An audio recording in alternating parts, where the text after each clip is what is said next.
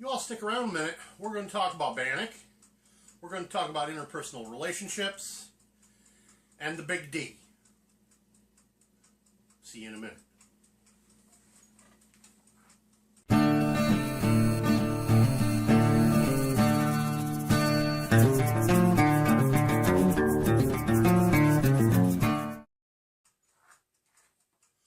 Well, welcome back. Didn't expect to see you there.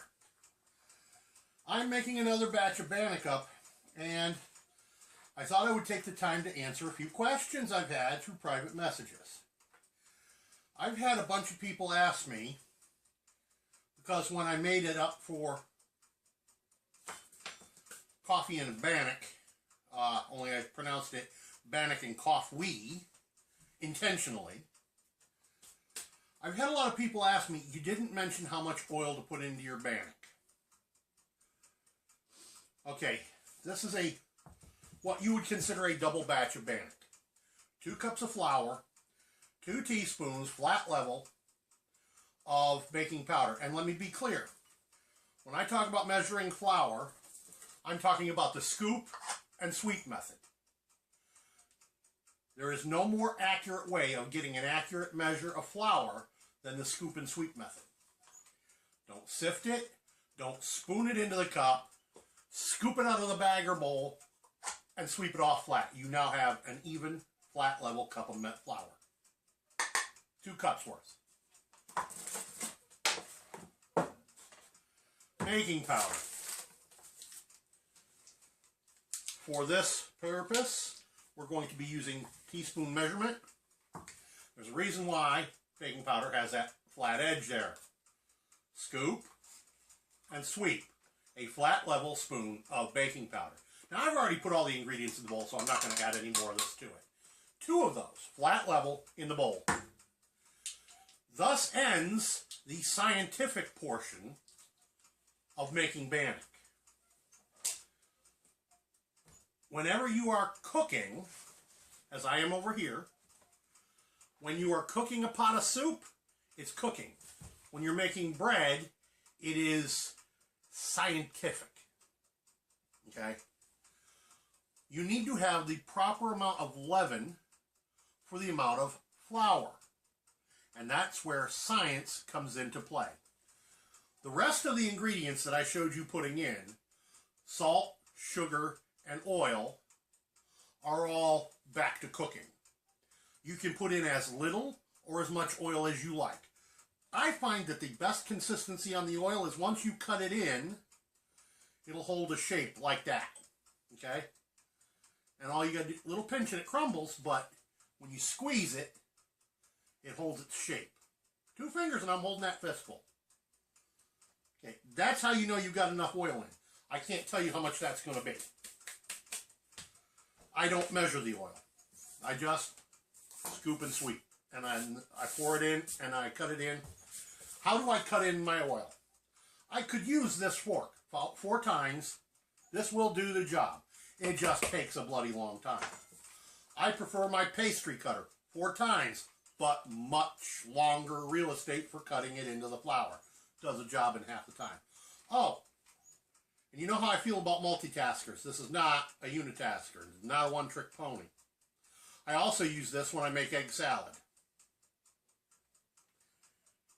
Anybody catching up with me here? Egg salad? When my eggs are boiled and thoroughly chilled and peeled, I split the white, take the yolk out, set it aside in a separate container. I put the whites in the bowl and this is how I chop them up. Kind of like you would with an ulu from Alaska. Only once again, 4 times does the job a lot faster. I like my egg white chopped almost to the consistency of sand. Very, very fine. Then I break up the yolks, put it in with my dressing, and then I go back to the fork. Hang on to that thought. I've got 1 BANNOK baking right now as we speak. And I need to take another look at it. Yeah, nowhere near done. Today is Wednesday, the day before Thanksgiving. So why am I baking up 2 BANNOK? 1 for today to go with my pot of lentil and rice soup from scratch. 1 for tomorrow. See, because when tomorrow comes, I'm not cooking. I'm not cooking for the clan like I have in the past. The wife wants Thanksgiving dinner. She and the daughter can get their butts in here and cook. In the past, I've done Thanksgiving to the nines. The last time I cooked Thanksgiving was 3 or 4 years ago. I haven't done it since. I fed 45 people for Thanksgiving. We had a grand total of 4 turkeys, 2 hams, and a goose. We had 1 deep fried, 1 turducken, and 2 traditionally stuffed, well, sort of traditionally stuffed. One was stuffed with bread stuffing, and the other was stuffed with chestnut stuffing. But basically still a bread stuffing, so traditional. I don't care for the chestnut stuffing, but some people do. That's fine. Obvious reasons why I don't like chestnut stuffing. No teeth. Not enough teeth. So, like I said, once you get past the science part, the sugar amount is going to be up to you to decide how sweet or how bland you want your bread product. Salt, I would recommend about a tablespoon, at least, into a double batch like this. 2 cups of flour and the oil, well, that depends, one, on you and on your flour. If you want a truly traditional bannock that you're going to wrap around a stick, you're not going to put any oil in it at all. If, like me, you're baking it inside, you want at least 3 or 4 tablespoons, roughly. But again, that's something you have to play by ear. Put it in about 3 tablespoons, cut it in, then give it a squeeze test and see if you need a little bit more. Water. Remember, I told you before, a 2-to-1 flour mix to water ratio. I have 2 cups of flour, 1 cup of water, roughly. Again, this is going to depend on your flour and its moisture content. My water sits here, 1 cup measured. So, you see, now I also treat my pan. Before I put the bannock into it, once it's mixed, I give the pan a shot of release agent. Just El Cheapo. This is Market Pantry Canola. No stick cooking spray. And I just a tiny bit. Not a whole lot. Oh, and when I said salt, my particular rock of choice is not instant coffee. This is my rock of choice, and this happens to be kosher. I have been known to use pickling salt if I was out of kosher. I do not subscribe to this product except for one and only one use, on eggs. I'll add a little of that to egg salad. I'll sprinkle that on the top of my over easy eggs. And only in those 2 applications. You're going to say, but Embarado, without the micronutrient of the iodine, you get a goiter. Well, maybe not so much. Yes, you need a small amount of iodine in your diet, but not as much as people get from using table salt. I feel that iodine in too high a dose inside your body is a poison. Let me restate that to make it clear. Iodine in too large a quantity inside your body is a poison. A tiny amount, yeah, and that's why I get by with just on my eggs, and only on my eggs. I eat lots of other foods that bring iodine to the party, and that's why people overdose on iodine and get sick from it. You may not realize you're sick from it, but if you use a lot of table salt, you're going to get that feeling. That's the iodine working against you. Feel free to look it up. Don't take my word for it. Piece of rye bread I've been nibbling on.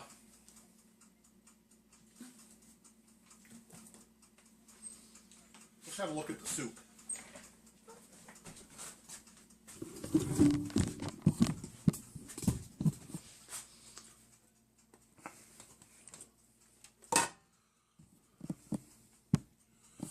Lentil and rice soup,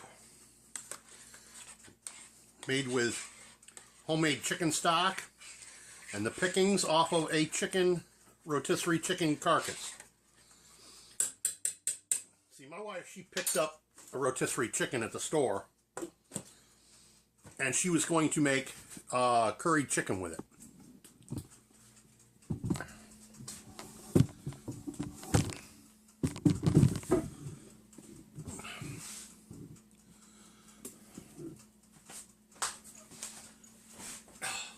Well, as I was going by, she was containerizing the carcass to throw away. And I asked her, "You throwing that out?" She said, "Yeah." I said, "Here, let me have it." And I put it back in the fridge. She said, "What are you putting that back in the fridge for?" I said, "That's my business, not yours." You see, my wife is an ostrich. She doesn't give a shit about preparing for when the crap hits the fan. But yet, I prepared for years. And since I've been unemployed, I've had to trot out some of my preps to keep them from going hungry. Well, now all of a sudden she has a small modicum of interest in the fact that I did prep, but she's not interested in learning how. Because, well, I've mentioned this before, she's how do I want to put this? She has told me for years she doesn't keep a man around for more than 6 months. And in recent months, she's told me by the 1st of January, she's gone.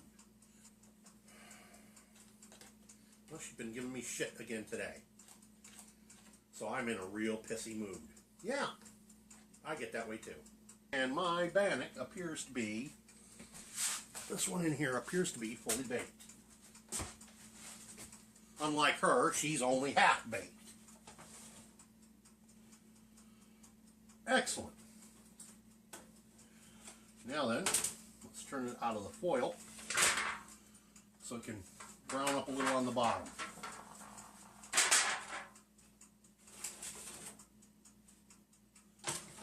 There. And we'll turn on the toaster and let it have a couple minutes.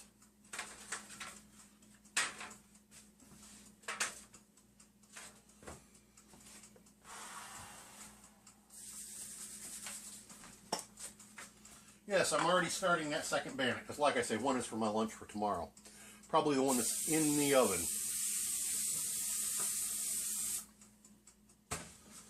There we go. Like I say, just a thin coating. Ugh, bother, my back hurts. By the way, some of you are going to say, "Embrato, you're sitting in the kitchen talking awful loud. Can't the wife and daughter hear you?" Actually, they're not to home, thank God. I have an afternoon to myself in peace and quiet. They're off doing what they do best. They went shopping. And I'm glad of it. Peace and quiet. Thought I'd share some thoughts with you. This is Embrato, Embrato Smithing Woodcraft. Peace out. By the way, don't forget to